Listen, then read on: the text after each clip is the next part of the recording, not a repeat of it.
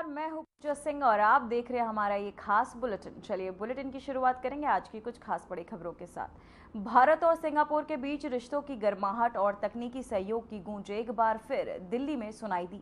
Singapore के प्रधानमंत्री Lawrence Wong अपनी 3 दिवसीय भारत यात्रा के अंतिम दिन हैदराबाद हाउस पहुंचे, जहां प्रधानमंत्री नरेंद्र मोदी ने उनका भव्य स्वागत किया।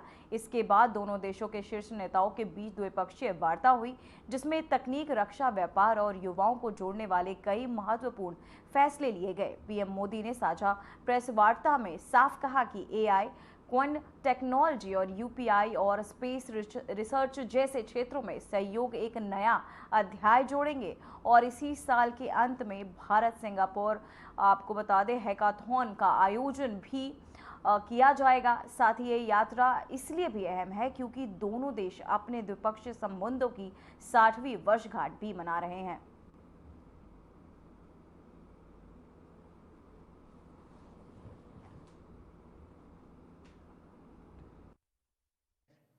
टेक्नोलॉजी और इनोवेशन हमारी साझेदारी के मजबूत स्तंभ है। हमने तय किया है कि एआई, क्वांटम और अन्य डिजिटल टेक्नोलॉजीज में सहयोग को बढ़ाया जाएगा। आज स्पेस सेक्टर में हुए समझौते से अंतरिक्ष विज्ञान क्षेत्र सहयोग में एक नया अध्याय जुड़ रहा है। हमने निर्णय लिया है कि हमारे युवाओं को उनके टैलेंट को जोड़ने के लिए इस साल के अंत में इंडिया सिंगापुर हैकाथॉन का अगला राउंड किया जाएगा। यूपीआई और पे नाउ हमारे डिजिटल कनेक्टिविटी के सफल उदाहरण है और ये प्रसन्नता का विषय है कि इसमें 13 नए भारतीय बैंक जुड़े हैं। आज साउथ ईस्ट एशिया क्षेत्र में सिंगापुर हमारा सबसे बड़ा ट्रेड पार्टनर है। सिंगापुर से भारत में बड़े स्तर पर निवेश हुआ है।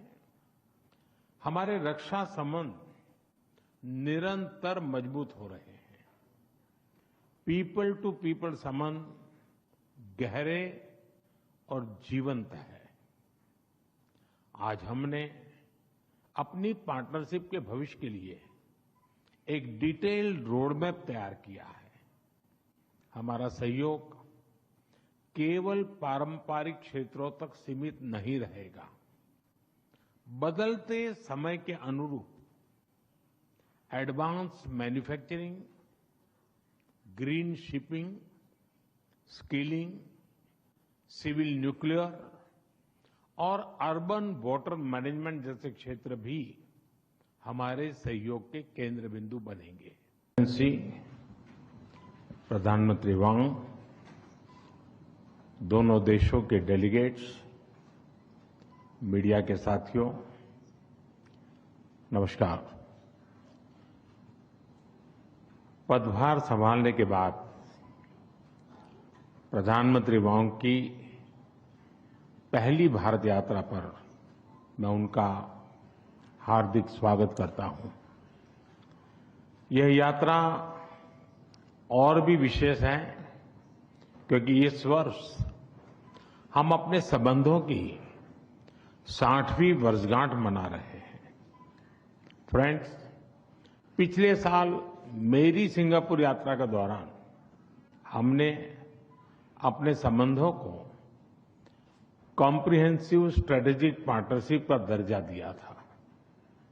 इस एक वर्ष में हमारे संवाद और सहयोग में गति और गहराई आई है। आज साउथ ईस्ट एशिया क्षेत्र में सिंगापुर हमारा सबसे बड़ा ट्रेड पार्टनर है। सिंगापुर से भारत में बड़े स्तर पर निवेश हुआ है। हमारे रक्षा संबंध निरंतर मजबूत हो रहे हैं। पीपल टू पीपल संबंध गहरे और जीवंत है। आज हमने अपनी पार्टनरशिप के भविष्य के लिए एक डिटेल्ड रोडमैप तैयार किया है।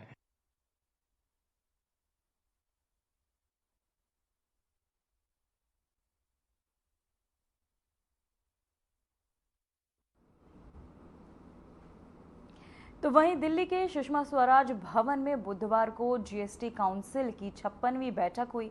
इस महाबैठक में टैक्स ढांचे के ऐतिहासिक बदलाव किए गए। काउंसिल ने 12% और 28% के स्लैब पूरी तरह खत्म करते हुए अब सिर्फ 2 मुख्य स्लैब 5% और 18% रखने पर सहमति जताई। वित्त मंत्री निर्मला सीतारमण ने आधिकारिक घोषणा के बाद लगातार इसे लेकर प्रतिक्रियाएं तेज हो गई हैं। उद्योग जगत में जीएसटी परिषद के फैसले को दूरदृष्टि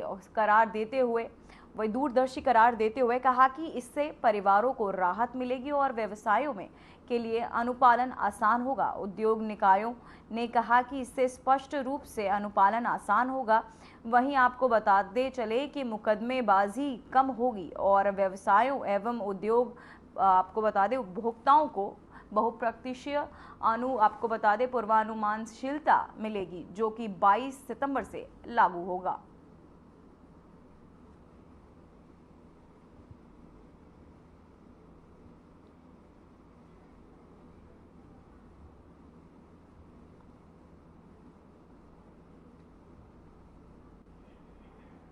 देश की अर्थव्यवस्था को लेकर एक बार फिर सियासत गरमा गई है। जीएसटी सुधारों और आर्थिक आंकड़ों पर विपक्ष के सवाल खड़े किए तो केंद्र सरकार की ओर से तीखी प्रतिक्रिया भी आई है। वहीं केंद्रीय मंत्री पीयूष गोयल ने सीधे तौर पर राहुल गांधी को आड़े हाथों लेते हुए कहा कि दुनिया की सबसे तेजी से बढ़ती अर्थव्यवस्था को मृत अर्थव्यवस्था कहना सिर्फ नकारात्मक सोच का उदाहरण है। गोयल ने यह भी कहा कि 7.8% की विकास दर कोई मामूली बात नहीं है, बल्कि एक गर्व और जश्न का विषय है। Sadly, just like Mr. Rahul Gandhi does not understand that the world's fastest growing large economy at 7.8% growth in the first quarter is a matter of delight, joy and celebration, and calls India, Mr. Rahul Gandhi calls India a dead economy, despite being the world's fastest growing large economy. This is the negative thinking of a certain set of people, and I condemn this kind of negativity. ये जो नकारात्मक सोच है, ये नकारात्मक सोच की वजह से विपक्ष की आज ये दुर्दशा बनी है और भारत की जनता आज पूरी तरीके से प्रधानमंत्री नरेंद्र मोदी जी के साथ खड़ी है, उनको आशीर्वाद दे रही है, उनका धन्यवाद।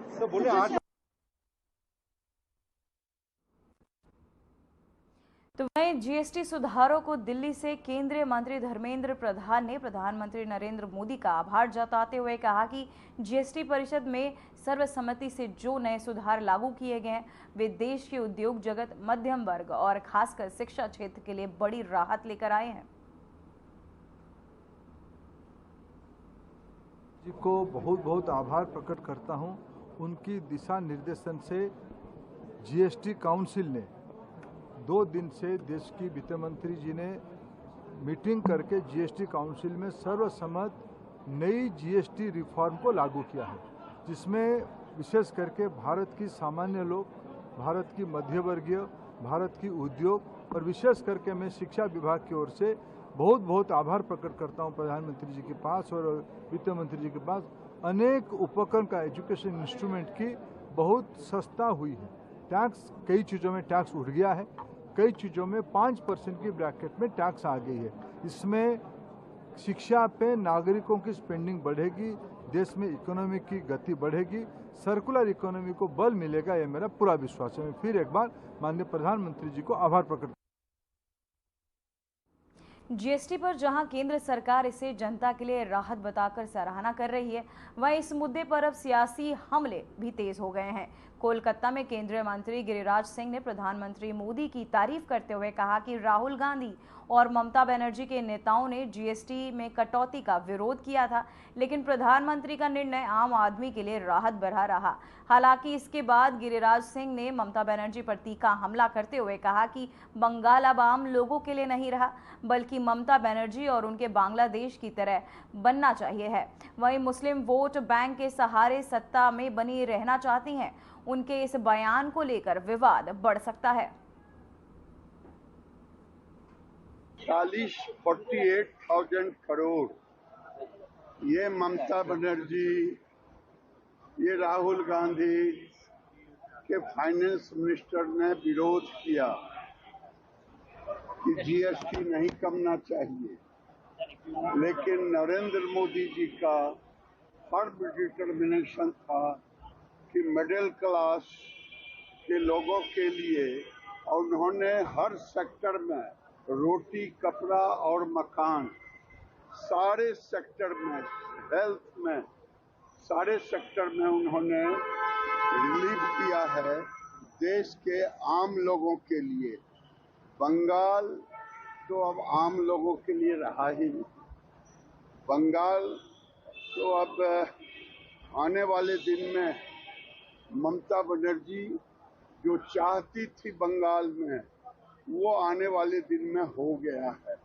बंगाल को बांग्लादेश बनाने के लिए इनका सारा काम चल रहा है कि बांग्लादेश मैं बना दूं और मैं सत्ता पे आसीन रहूं मुसलमानों के बल।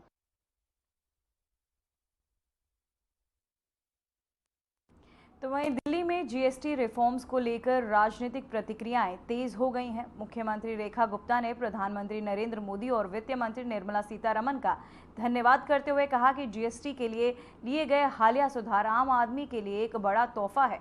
उन्होंने कहा कि स्वास्थ्य बीमा, घरेलू सामान, इलेक्ट्रॉनिक्स और शिक्षा जैसे अहम क्षेत्रों में दी गई राहत से न सिर्फ जनता को फायदा होगा, बल्कि छोटे और बड़े व्यवसाय भी अब स्थिरता के साथ आगे बढ़ सकेंगे। मुख्यमंत्री रेखा गुप्ता ने इन फैसलों को एक बड़ा मील का पत्थर बताया और कहा कि सरकार ने जनता के मन की बात को समझकर ही ये बदलाव किए हैं। बहुत बड़ा उपहार उन्होंने देश के आम नागरिक को दिया है। इतना बड़ा रिलीफ जिससे ना केवल सीधा साधारण जनता को लाभ मिल रहा है, जिस तरीके से हेल्थ सेक्टर में, इंश्योरेंस में, छोटी आपकी घर की रोजमर्रा की वस्तुएं, आपका इलेक्ट्रॉनिक, हर शिक्षा के क्षेत्र में, हर चीज में आपने जिस तरीके से जीएसटी में रिलीफ दिया है, करोड़ जनता प्रधानमंत्री जी का धन्यवाद करती है। और जनमानस के मन की बात जान करके उन्होंने एक आइटम को रिकंसिडर किया। देश की जनता को रिलीफ मिला, व्यवसायों को दृढ़ता मिली।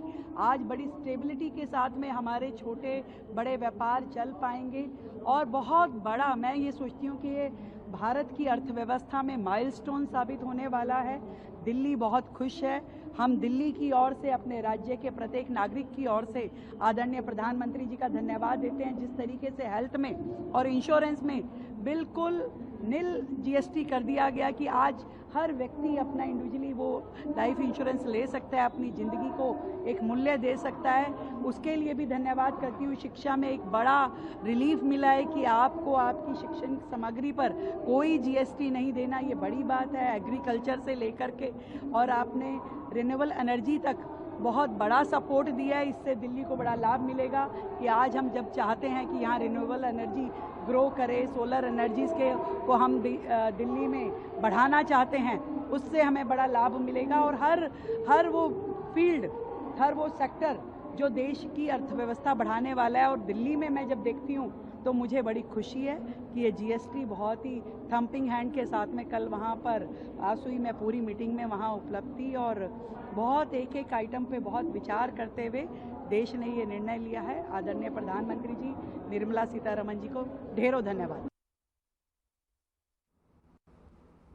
तो वहीं उज्जैन में गणेश महोत्सव की रौनक के बीच मध्य प्रदेश के मुख्यमंत्री मोहन यादव प्रेस क्लब में कार्यक्रम में शामिल हुए। इस मौके पर उन्होंने भगवान गणेश से सभी की मनोकामनाओं की पूर्ति की कामना की। साथ ही प्रधानमंत्री नरेंद्र मोदी के नेतृत्व में लागू किए गए जीएसटी सुधारों को भी सराहना की।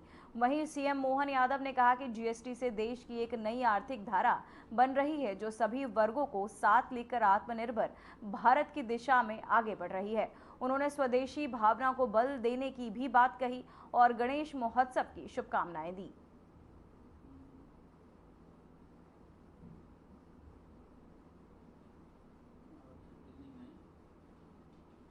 क्लब के परिवार को बधाई देता हूं।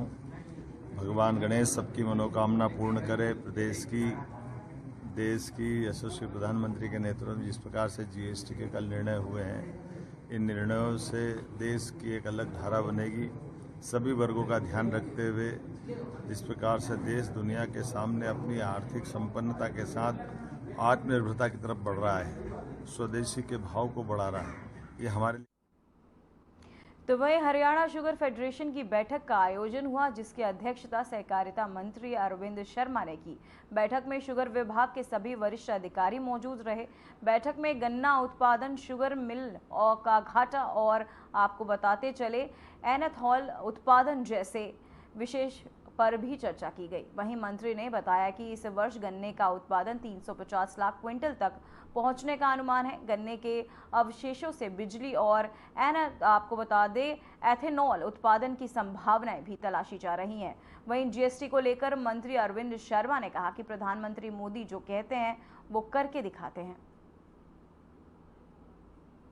के साथ बैठ कर के आज रिव्यू बैठक जो थी, समीक्षा बैठक जिसको कहेंगे, उसको बैठक को जो है आयोजित किया गया कि अब की बार 330.8 क्विंटल 1 लाख क्विंटल जो है गन्ना का उत्पाद हुआ, जिसमें लगभग 1200 करोड़ का जो है भुगतान मिलों की तरफ से, शुगर फेड की तरफ से गन्ना किसानों को किया गया। और हम इस कोशिश में हैं क्योंकि शुगर मिल, हमारी शुगर मिल का जो लॉसेस हैं उसको हम कैसे, उस लॉसेस से हम कैसे छुटकारा पाएं, शुगर मिल्स को कैसे प्रॉफिट में लेके जाएं, उस पर भी काफ़ी चर्चा हुई।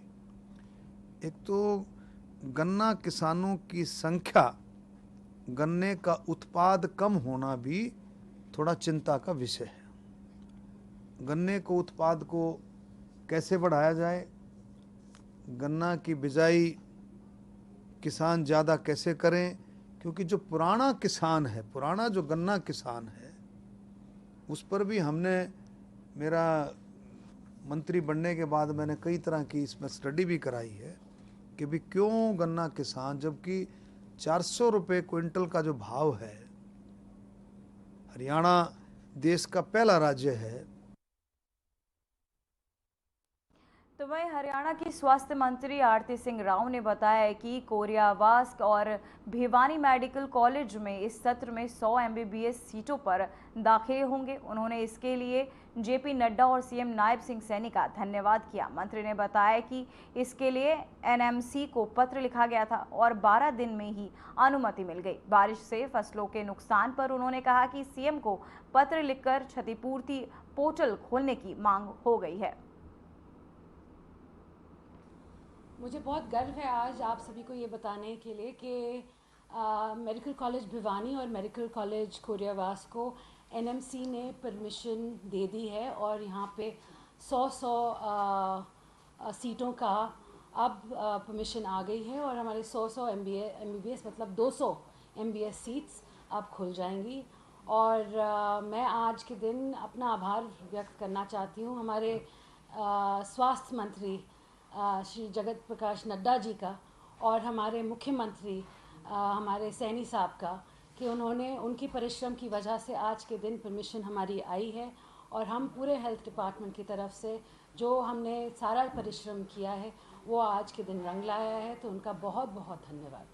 इसके साथ साथ मैं ये भी कहना चाहूँगी कि काफ़ी वक्त से कोरियावास और भिवानी के ऊपर बात चल रही थी और हमने 19 अगस्त को एक चिट्ठी लिखी थी नेशनल मेडिकल कमीशन के परमिशन के लिए चीफ मिनिस्टर साहब को और नड्डा साहब को कि आप प्लीज़ इनमें परमिशन जल्द से जल्द करवा दें। और मात्र 12 दिन में चिट्ठी के लिखने के बाद एनएमसी ने परमिशन दी है, उनके लिए, उसके लिए उनका बहुत बहुत बहुत आभार।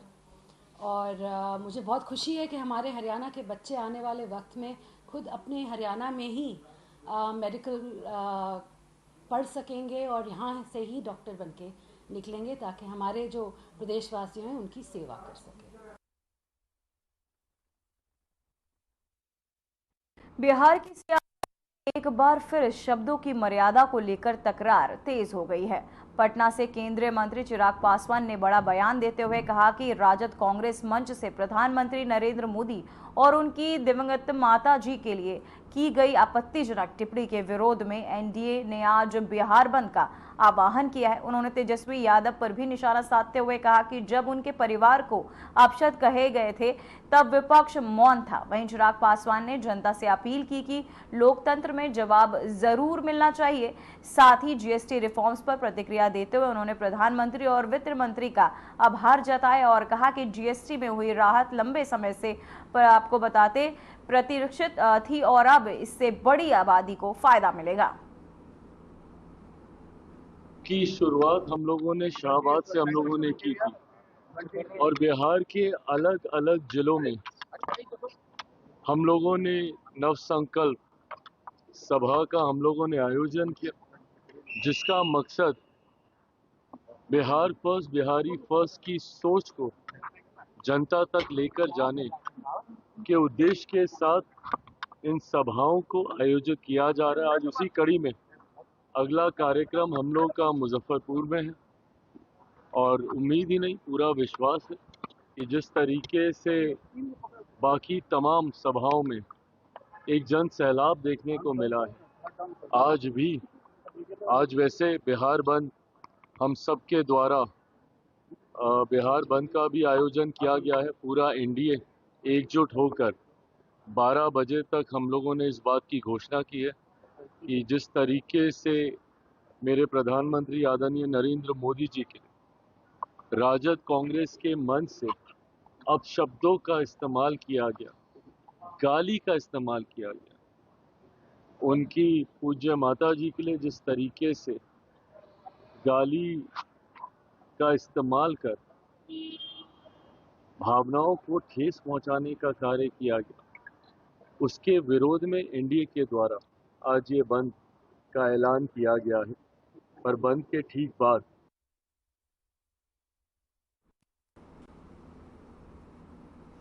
दिल्ली में यमुना नदी का जल स्तर लगातार खतरे की ओर बढ़ रहा है। राजधानी के कई हिस्से बाढ़ के पानी से डूब गए हैं। वहीं सचिवालय से लेकर निचले इलाकों तक हर जगह पानी ही पानी दिखाई दे रहा है। यमुना का पानी अब प्रशासन और आम जनता दोनों के लिए सबसे बड़ी चुनौती बन गया है। इसी को लेकर देखिए हमारी एक खास रिपोर्ट। दिल्ली भारत की राजधानी, सत्ता का केंद्र और लाखों करोड़ लोगों का बसेरा, लेकिन इन दिनों इस राजधानी पर मंडरा रहा है पानी का खतरा। यमुना नदी अपने उफान पर है और ये उफान अब दिल्ली वासी की रफ्तार को थामता जा रहा है। बता दें, पुराने रेलवे ब्रिज पर यमुना का जलस्तर 207.48 मीटर दर्ज किया गया। ये स्तर खतरे के निशान रेखा से ऊपर है, यानी यमुना का जलस्तर भले स्थिर दिख रहा हो, लेकिन ये किसी भी वक्त और बढ़ सकता है। नदी के बढ़ते जलस्तर का असर राजधानी के निचले इलाकों में साफ दिख रहा है। बाढ़ का पानी दिल्ली सचिवालय की ओर बढ़ रहा है। यही वह जगह है जहां मुख्यमंत्री, कैबिनेट मंत्री और वरिष्ठ अधिकारी बैठते हैं, यानी अब दिल्ली का प्रशासनिक केंद्र भी पानी की गिरफ्त में है। वासुदेव घाट, यमुना बाजार, गीता कॉलोनी, मजनू का टीला, कश्मीरी गेट, गड़ी मांडू और मयूर विहार जैसे इलाके पानी में डूब चुके हैं। यहाँ न सिर्फ सड़कें बल्कि घर और बाजार भी जलमग्न हो गए हैं। बाढ़ का असर सबसे ज्यादा आम लोगों पर पड़ रहा है। पिछले इलाकों के घरों में पानी घुस गया है, लोगों का सामान बर्बाद हो रहा है। कई जगह पर लोग अपने घरों को छोड़कर सुरक्षित स्थानों की ओर जाने को मजबूर है। बाजारों के दुकानों में पानी भर गया है। व्यापारी वर्ग को भारी नुकसान का सामना करना पड़ रहा है। यानी इस बाढ़ में न सिर्फ लोगों की दिनचर्या बल्कि उनकी रोजी रोटी पर भी सीधा असर डाला है। हालात पर काबू पाने के लिए प्रशासन चौकन्ना है। राहत और बचाव के लिए टीमें निचले इलाकों में तैनात की गई है। पुलिस, एनडीआरएफ और अन्य एजेंसियां लगातार लोगों को सुरक्षित स्थानों पर पहुंचाने में जुटी है। स्कूल, कॉलेजों में छुट्टी कर दी गई है ताकि बच्चों की सुरक्षा सुनिश्चित हो सके। एनडीआरएफ की टीमें नाव के जरिए लोगों को रेस्क्यू कर रही है। पानी की आपूर्ति और बिजली की लाइनें भी कई जगह बंद करनी पड़ी है ताकि कोई बड़ा हादसा न हो सके। दिल्ली में कई धार्मिक और सांस्कृतिक स्थलों पर भी पानी का असर देखने को मिला। मजनू का टीला, यमुना बाजार और घाटों पर बने मंदिर पानी में डूब गए हैं। श्रद्धालु जो पूजा पाठ करने आते थे अब जल भराव के कारण वहां पहुंच नहीं पा रहे। ये कोई पहली बार नहीं है जब दिल्ली ने बाढ़ का ऐसा संकट देखा है। पिछले साल 2023 की बाढ़ भी राजधानी को भारी चोट पहुंचा चुकी है। लाखों लोग प्रभावित हुए थे, लेकिन इस बार यमुना का जलस्तर पहले से ही खतरनाक रफ्तार से ऊपर जा रहा है। विशेषज्ञों का मानना है कि अगर पानी छोड़ा गया तो हालात और भी बिगड़ सकते हैं। मौसम विभाग और जल संसाधन विभाग की चेतावनी साफ है, यमुना का जलस्तर आने वाले घंटों में और बढ़ सकता है। हिमाचल, उत्तराखंड से छोड़े गए पानी का सीधा असर दिल्ली पर पड़ता है, इसलिए खतरा अभी टला नहीं है। कैमरे में कैद हुई तस्वीरें दिल्ली की सच्चाई बयां कर रही है। कहीं लोग छतों पर शरण लिए बैठे हैं, कहीं नाव के सहारे पानी पार कर रहे हैं। बच्चों से लेकर बुजुर्गों तक सब बाढ़ से जूझ रहे हैं। लोगों का कहना है कि प्रशासन का इंतजाम है, लेकिन पानी इतना तेजी से बढ़ा कि उनकी तैयारी नाकाफी साबित हो रही है। ऐसे हालात में राजनीति भी गर्मा गई है। विपक्ष का आरोप है कि सरकार ने समय रहते तैयारी नहीं की। वही सरकार का दावा है कि हालात से निपटने के लिए हर संभव प्रयास किए जा रहे हैं। दिल्ली, जो देश की राजधानी है, आज पानी की मार झेल रही है। हर बार बाढ़ के वक्त यही सवाल उठता है कि आखिर स्थायी समाधान क्यों नहीं निकाला जाता। यमुना का बढ़ता जलस्तर सिर्फ प्राकृतिक आपदा नहीं, बल्कि हमारी व्यवस्थाओं की पोल भी खोलता है। फिलहाल राहत और बचाव का काम जारी है, लेकिन दिल्लीवासी इस समय दहशत और अनिश्चितता के बीच जी रही है। यमुना का अगला कदम ही तय करेगा कि राजधानी की तस्वीर कैसी होगी। Bureau report, Aryan TV. फिलहाल रिपोर्ट्स और खबरों में इतना ही। मुझे दीजिए इजाजत। नमस्कार।